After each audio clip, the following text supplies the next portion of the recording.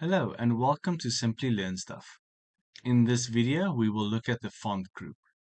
The font group is the group used to format cells, such as changing the font type, the font size, bold, underline or italic, even adding borders of the various options available, or creating custom borders from the More Borders option.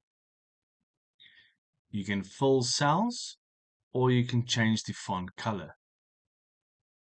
Selecting the dialog launcher from the font group in the bottom right-hand corner gives you even more options in regards to formatting cells, such as double underlining, as well as strike-through, superscript, and subscript options. I encourage you to play around with these options to find a font theme that you find enjoyable. I trust that you find this information useful, and remember to like and subscribe.